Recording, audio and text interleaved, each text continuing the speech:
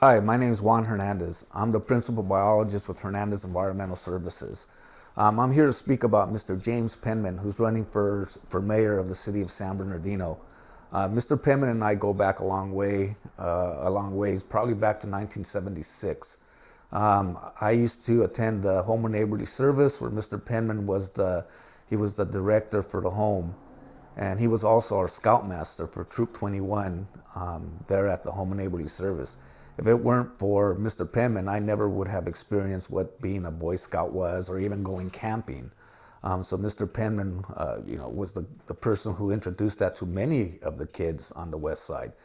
He actually lived at the home, and he was actually studying to be a lawyer, and that even helped us because we would see, that going to college and studying was something that was positive. So, he was an influence there.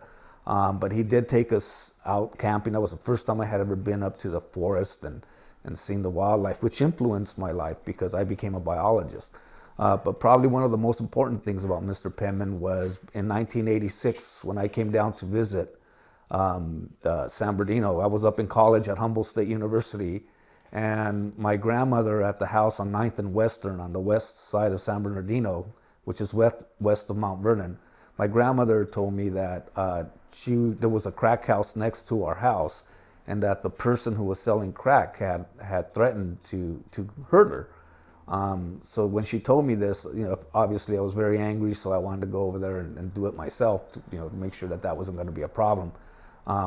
But my family told me to calm down and go ahead and remember I was in college and not do anything that could jeopardize my education. So I thought of Mr. Penman. So I went up. He was the district attorney of San Bernardino at the time.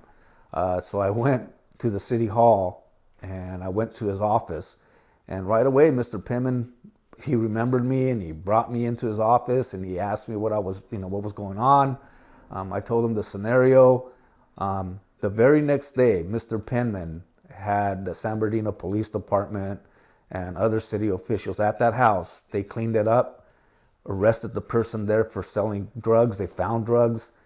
They cleaned up the house, and a nice family rented it afterwards. So Mr. Penman never forgot where he came from. He never forgot the people that he influenced. And because of that, Mr. Penman, even though we shared different political ideologies, Mr. Penman is a man that I would always trust, that I have a lot of respect for, and that I admire.